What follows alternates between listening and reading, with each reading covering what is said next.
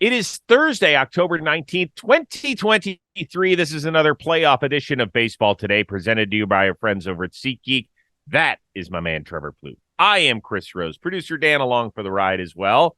Why'd you go Cards jersey today? Are you trying to will Yadi Molina onto that coaching staff or something?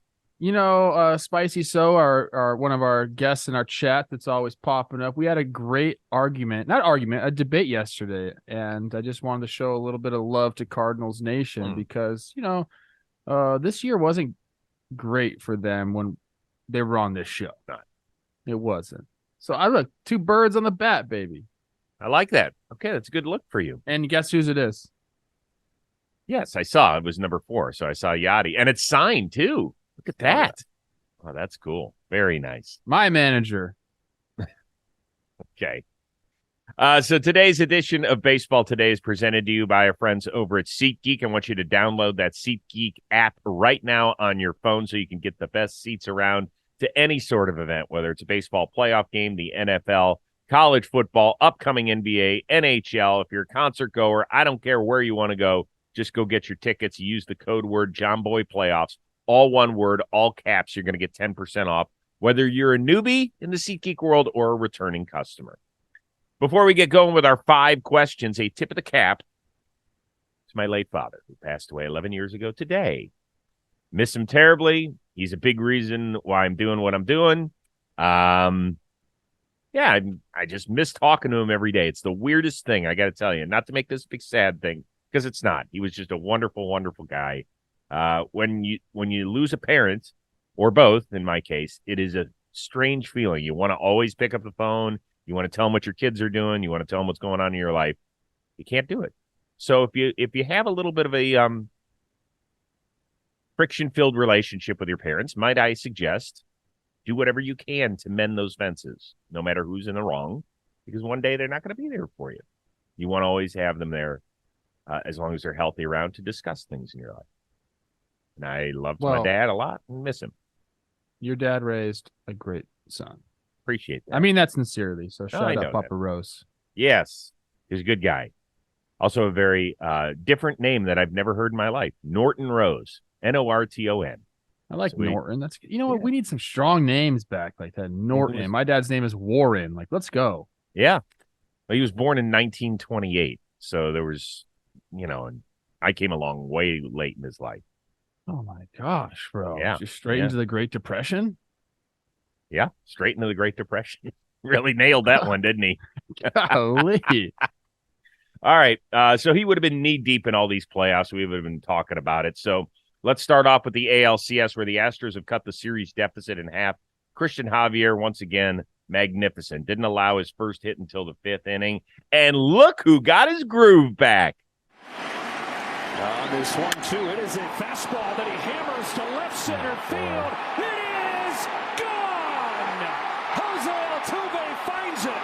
His first hit of the championship series leaves the yard. It was a must win for us. We have no choice. We had to win this one.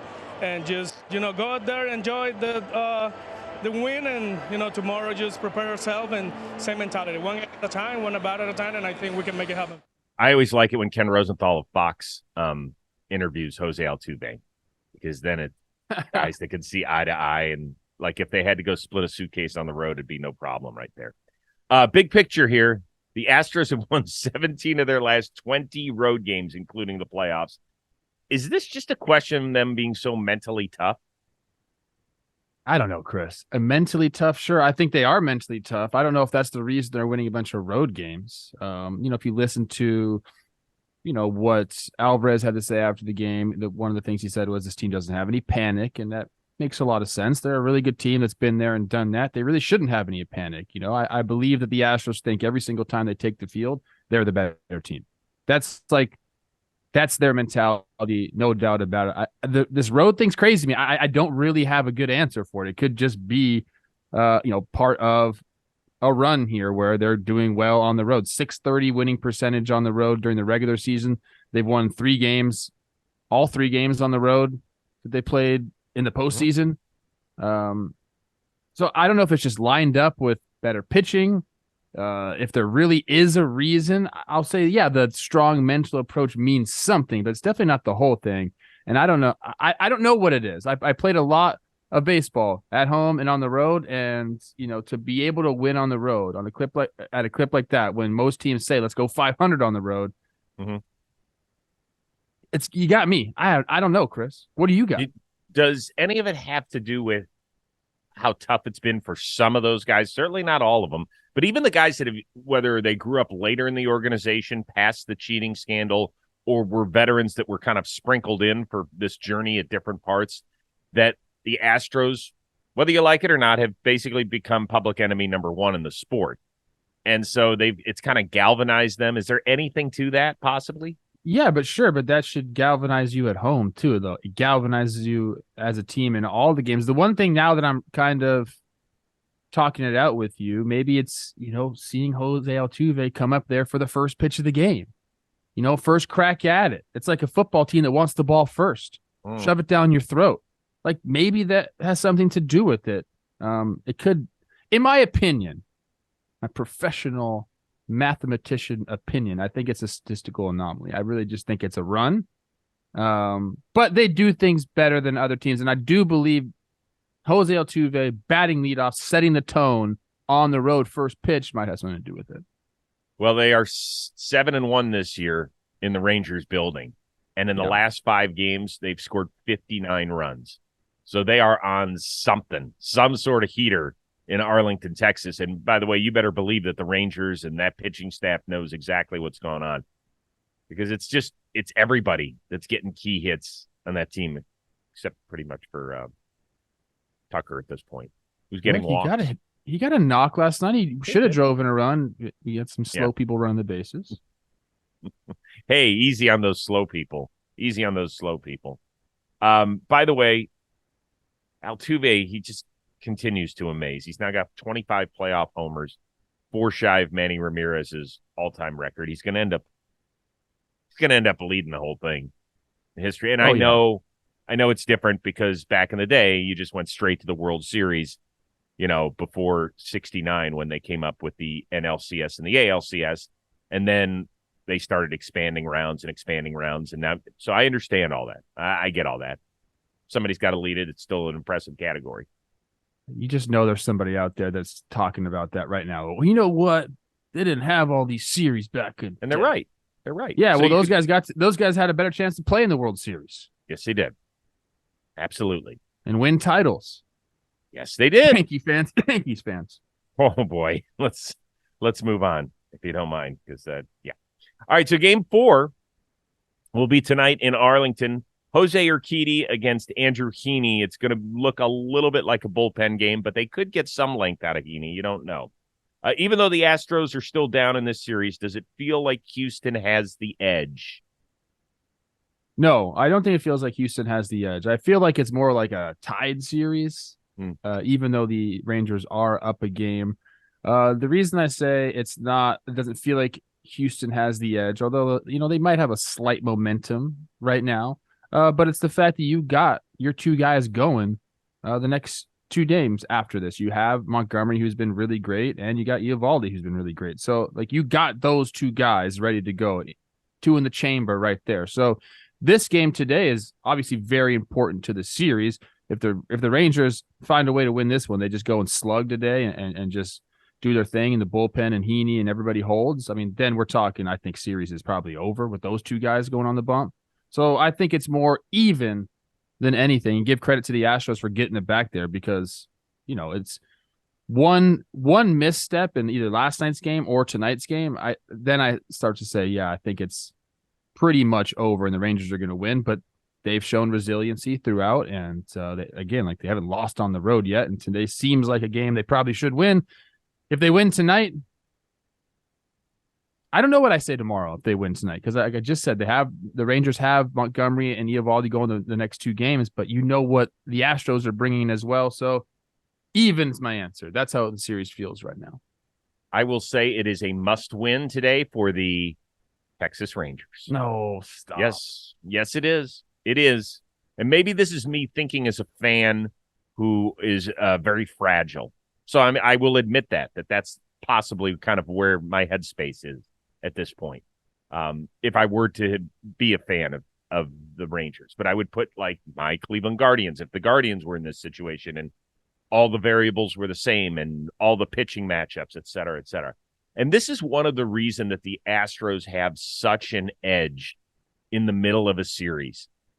There are teams that are scrambling to even get a third guy available in a rotation.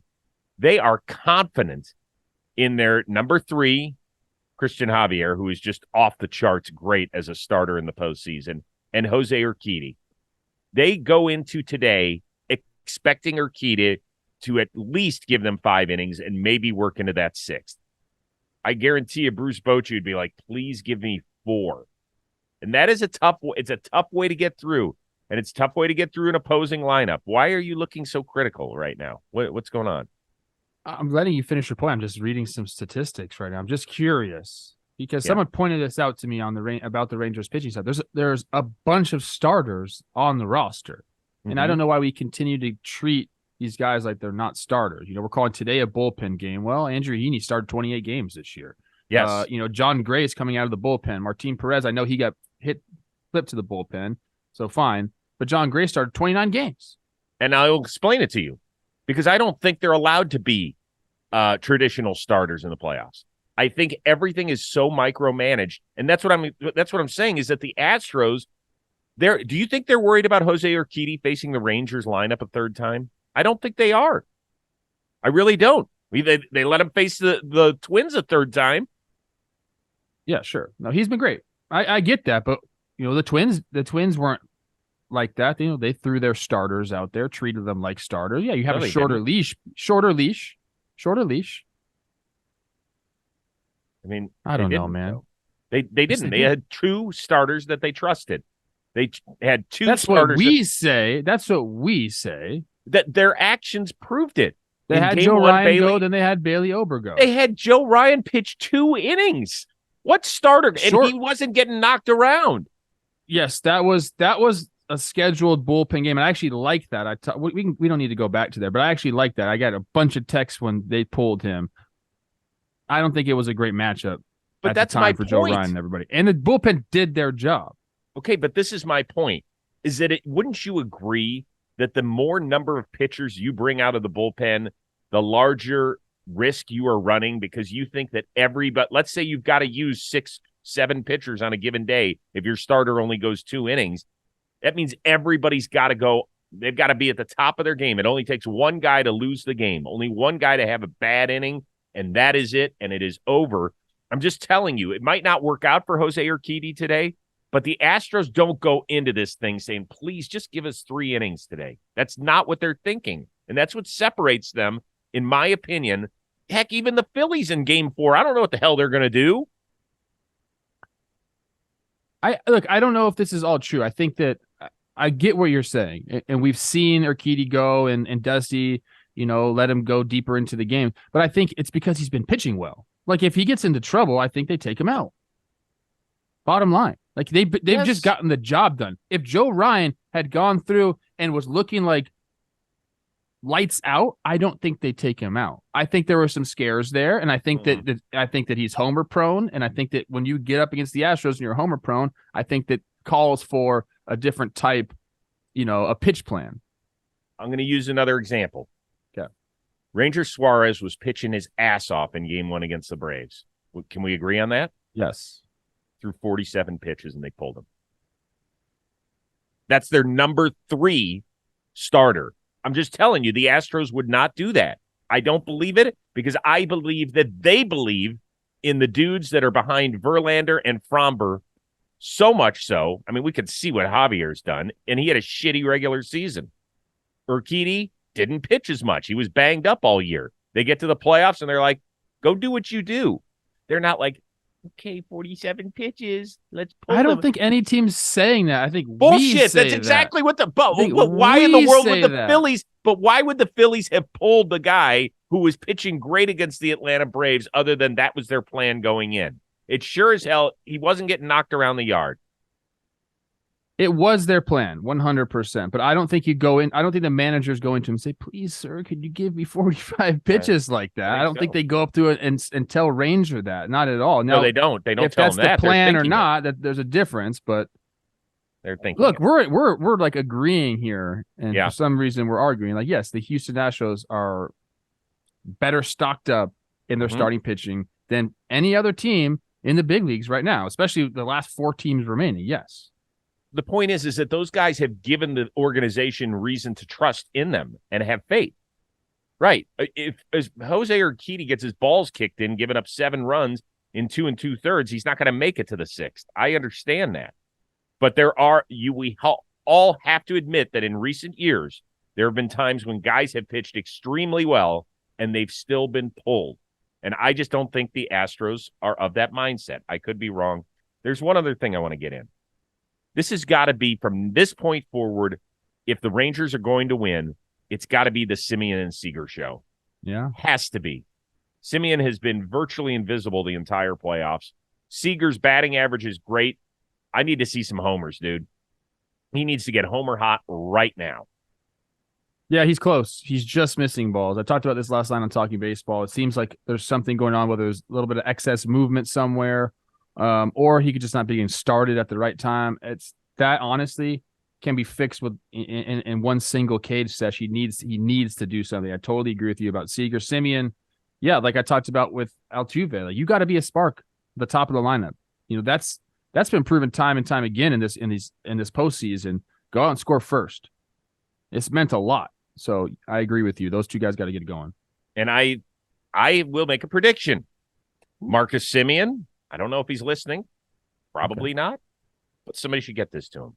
You're going deep today. Oh. OPS over 1,300 with 3 homers against Urquidy. This is the day. I felt like he got close on one yesterday. I want him to be mad. I like mad Marcus Semien. You don't get it too much. No, you don't. don't. Let's get mad Marcus today. Yeah.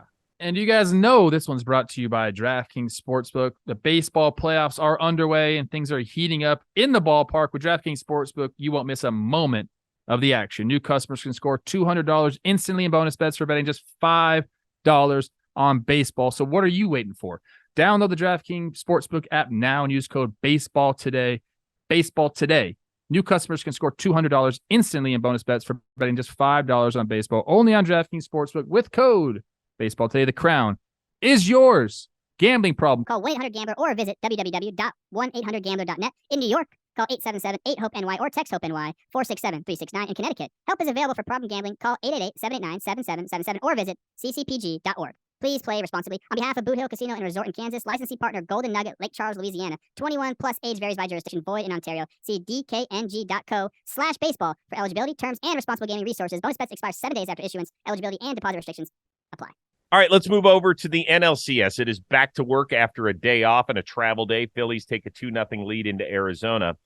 On the off day, Paul Sewald, the closer of the Diamondbacks, who has yet to pitch in the series, by the way, was nice enough to join us on the Rose rotation for an episode that is out now. Wow. And so I explained to him that there's a lot of Diamondback fans that are likely panicking and why they shouldn't panic. The best way to do it is to win tomorrow. Win game 3. We cannot win the series tomorrow, but neither can the Phillies. We just have to win the game, and then after the game, wash it and try to win the next one. That's the only way we're going to get back into this. We cannot beat the Phillies in 4 games just tomorrow. They have all the momentum. You can't switch it all the way. We just have to slowly get it, and we have to try and get a lead tomorrow and get to our best bullpen guys and try and hold on to the lead and maybe leave tomorrow with a win. And okay, like, we're not going to get swept. Let's just try and get them tomorrow. And okay, if we can win 2 games at home, we get a chance to go back to Philly and give us a chance. And that's really how we have to do it. He was great. He was so good on everything. By the way, just a little to peel back the curtain. It would have been easy for him and the Diamondbacks to call and say, "Hey, Chris, you know what? We're down 2-0. We got in at 3:30 in the morning. We're going to cancel." I would have been like, "I get it, dude." And I have had people do that in the past. Credit to Paul Sewald and to the Diamondbacks who did not do it. And we actually talked about that. So go give it a listen. He was great on a ton of things, including what happened in Seattle this year with George Kirby and Cal Raleigh at the end of the year. He had some opinions. He didn't shy away from it all. It was really, really interesting stuff. But let's get back to the series at hand. Are you more concerned about Arizona's ability to have their bats wake up against Ranger Suarez or Brandon Pfaadt starting against Philly here in Game 3? I'm worried about any pitcher starting against Philly in Game 3. It doesn't have to be just Brandon Pfaadt. I mean, these guys, they're on fire right now. I like what Paul Sewald said. It seems like, he's a good guy to have there, a calming influence. He gets that from Torrey for sure. I felt like that seems like a speech Torrey gave the entire team, and Paul was just kind of regurgitating it right there. I mean, that's exactly what they have to do. You have to have a short memory. You have to go in, try to win one game at a time. I get it. It's not some, new revelation for a team that's down, 2 games. You just got to take it one game at a time, 100%. That being said, I don't think you slow down the Phillies bats. So this Arizona team is going to have to outslug them.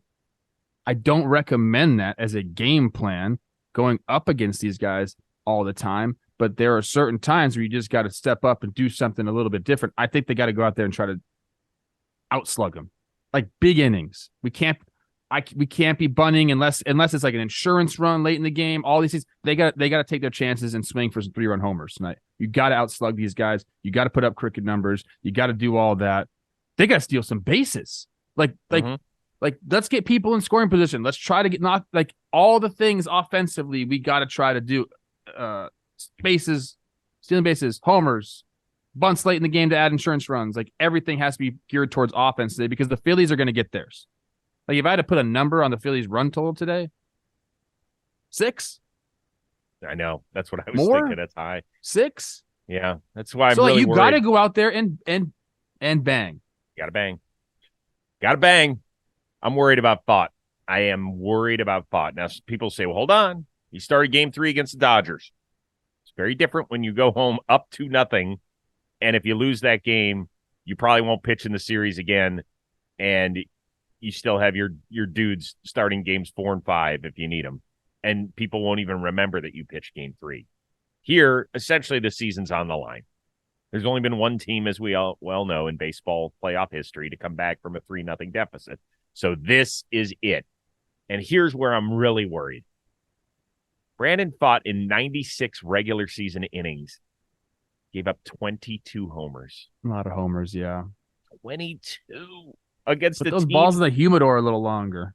Dude, holy smokes. Let's go get some balls from the dead ball era. Yeah, give them the bad balls. Let's do what the 87 Twins did with the air conditioning. Stop. My Twins would never do that. Let's just change the baseballs out every time Pfaadt is pitching. Can we get him a shot put instead so it doesn't travel over the wall? That's what I'm worried about. And I'm telling you, I've made this point countless times during the playoffs. He's got to get out of the first inning clean. I said it with Bobby Miller against Arizona, and what happened? They put up a 3 spot against him. He cannot walk off the mound after a half inning, and it's 3-0 Philly. Game's going to be over. They're going to get theirs. I know people are like, Trev, you just said they have to score more runs than the Phillies. Duh. Yeah, that's not exactly what I'm saying. I'm just saying you almost got to play for the big inning. You got to go out there and put 2s and 3s, and then you got to add on late. I want to ask a question. How do you play for the big inning in baseball? I mean, what is that? I understand what it means. I mean, how do you do it? Since you don't control the variable, sometimes it just gets taken away from you. Okay, like if Ranger Suarez and this Phillies bullpen comes out and they just dominate, what are you going to do? Playing for the big inning means a couple of different things. If you have guys on base that can steal, they need to steal. Okay, you need to have guys in scoring position to play for a big inning, and then you also need to be really selective with the pitches you're swinging at. You have to get pitches in the strike zone, and you need to take hacks at it. And the boys that can hit the ball out of the park need to take some chances, whether that's swinging early and being aggressive, but it has to be plate discipline mixed with some hacks. That's it. So Christian Walker, you got to hit a homer today. You got to do it, man. Mm-hmm. You got to get the guys with thump hitting homers. You got to get guys on base. It's selective power. That's it. And then if you get the lead, then we can start working for those, 1-run insurances. 1-run insurances at the end of the game. You just got to score. This team hasn't stolen a base yet. You got to steal some bags. What's up? against the Why lefty. haven't they? Well, you got to get some on double first. steals, like everything has to happen. Okay, good. All right, play aggressive baseball. My other quick question on this: does Torrey have to manage it like it's an elimination game? In what way? Like with the pitching? Like he's got, I mean, Like, let's say that Plouffe gets in trouble in the first inning. Do you have somebody up? yes, 100%. You cannot get down, a 3-0, like you said, a 3-0 deficit in the first. You can't do that. Not against this team. They smell that blood in the water. Well, because remember, Dave Roberts said he was going to manage something like it was an elimination game, game 2, and he didn't have anybody up for Bobby Miller. You have to. And maybe you thought that before the game, like, hey man, like don't be worried if someone is up in the pen. Like it is distracting to pitchers, especially in the first inning. But like Fott has to know that like this is basically a do or die game. So egos are out the door. All right. Gold Glove finalists were announced. You got 3 at each position. For the first time in his career, Nolan Arenado will not be getting a Gold Glove. Did not make the final 3 at third base in the National League. It's always been a little bit of a mystery in terms of how the voting is done. So here it is. All 30 managers vote, and then there's a handful of coaches on each staff, and then they use the defensive index metric. That counts 25% of the vote. Do you like the way that the voting is handled for this? I mean, I don't know. I guess. I don't really care. I don't really care that much. I think it's gotten better. And I care about the award. I've said many times and probably on this show before that I think it's the coolest award you can win because you get to show it off every single day of your career. I mean, you have if you have a Rawlings contract, a big old gold Rawlings patch, and just, God, you get to show everybody up. It's awesome. It's an awesome award. But it has gotten better. It used to be very much an offensive award. You had to hit to win it basically, and then pass the eye test, quote unquote. Mm-hmm. Because they've added some of these metrics in, I think some people are happier with it. Like a Brenton Doyle now is getting some love in center field. That's the Rocky center fielder who I think he did hit over 200. I was there at the last series. I think he did. He's actually a really exciting player to watch. So I'm happy he's getting some flowers. I go whenever defense comes up, and especially defensive metrics, I always go to my guy Mark Simon. Go check his X out. He made some comments about the finalists, and he was okay with most of them. He had a few different takes on, I believe, the catching position in the National League and some first base stuff in the National League. But he said for the most part, he was in agreement with it. Him and Eno Saris are kind of my two guys that I'll go to as far as like metrics and defensively. So go check out what he has to say, because I think it's more insightful. But to answer your question, I voting's gotten better. I don't know what the perfect solution is, but it's definitely better than it was in years past. There isn't a perfect solution, and I can tell you this. There was one year that Rafael Palmeiro won a Gold Glove at first base and played like 40 games there. Yeah. 40 games. That was embarrassing for the league. It was within the last 20 years, and I was like, what is going on here? Why the heck did he just win a gold? It didn't make any sense whatsoever. So I just did a little rummaging through. 2 of the 3 first basemen that are up for the award, Rizzo and Mountcastle, didn't even start 95 games at first base. But then I kind of went through the list just in my head about who else would have even qualified, and it was not a great list of first basemen this year. First base is a weird position, dude. It is. It is a weird position. It's becoming the new DH, which is weird. Yeah, it is. So you're not going to get a lot of guys that play heavy amounts of first base, whether that's because of injury or days off or whatever it is. So there weren't guys playing 135 games at first base this year. So it was just really strange. Yeah, I mean, it has gotten better. Like it was almost like being a tenured professor in the 80s and 90s. When you got a Gold Glove or won 3 or 4 in a row, then every year it's almost like a rubber stamp. Ozzie Smith was one of the greatest defensive shortstops. So I hate to ever even bring this up, but toward the end of his career, he wasn't close to the player that he was in the early 80s. And Barry Larkin had kind of surpassed him as the best defensive shortstop in the National League. And every year, Ozzie kept getting the Gold Glove. Larkin should have won 7 or 8 in his career, and he ended up winning like 3 or something, whatever it was. Something like that. But that was weird, too. And now I don't think that happens as much, which is good. I'm telling guys care about it. I'm sure they do. Because like I said, like it's just you can't get that. I mean, you can get the gold patch, but if you wear that gold patch without winning a gold glove, you're kind of a joke, in my opinion. Oh yeah, you don't want to do that. Like, don't be. That's stolen valor right there, people. So I don't know. It's an awesome award. Guess what color my Rawlings patch is? It's not gold, people. I wish it was. Have I told you what Mike Pelfrey used to say to me? Yeah. I probably have. No. He's like, I at the beginning of the year, I said, Mike, because he's a ground ball pitcher. I said, mark my words, I'm going to win a gold glove for you this year. Give me the ball. And I was like half joking, right? I really wanted to, though. And I put a lot of work in. I had a good year. And he said, go. He said, you ain't getting gold. You're not getting silver. You're not getting bronze. You know what kind of metal they're going to put on your freaking patch?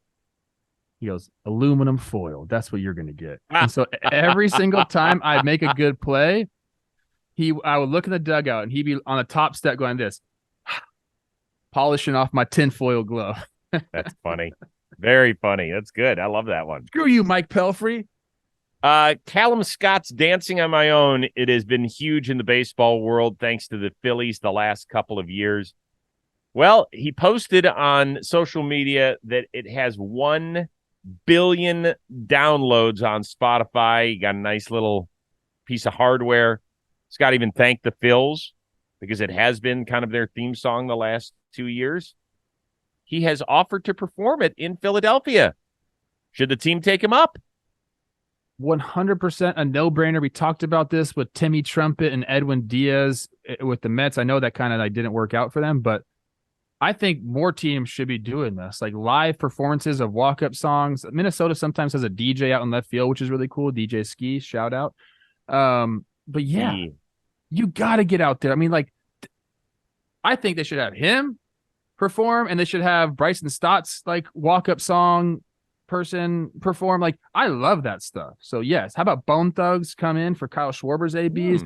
Give me all the entertainment, people. This is an entertainment business. The sooner that Major League Baseball realizes that, the better off we're going to be as a sport. They're probably sitting there counting their pennies going, well, how much money does it going to cost us to bring in Callum? Not John Middleton. Not my John Middleton. He's not saying that. No, but Major League Baseball would. So, you know what? Yeah, they should definitely take him up on the offer. It was interesting. They ditched the song in spring training. They said, no, that's a second place song. And then they brought it back when they were kind of struggling midway through the year. They were like, you know what? Why don't we bring that song back where we had so much success? And here they are trying to ride it to a championship. So we'll see how that goes. Quickly, give me winners today. Oh, shoot. You're putting me on the spot right here. Okay. I think the Phillies are going to win. Mm-hmm. I do. I just think they're just too good right now. I kind of hope they don't, to be honest with you. Yeah. So, but I think they will. I think Philly's going to win today. Give me a team name. This isn't like another question. Just quickly. Houston. Okay. That's who I have winning today as well. Although I'm rooting for the other teams. I want longer series in Arizona, and I think the only way it gets to 7 games is if Texas wins today. But I could be wrong. We'll see. Quick reminder, get your SeatGeek question of the weekend by tonight on our social media channels at Chris Rose Sports. That's on X. Make sure that you send it in. We pick yours up to use on Friday's show. You're going to get a $1,000 credit to use on SeatGeek. That is no joke. Fun show today. We'll be back at it again tomorrow for our one-of-a-kind producer, Dan Rourke, and the uber-talented Cardinals jersey-wearing Trevor Plouffe. I am Chris Rose. We will see you Friday on Baseball Today.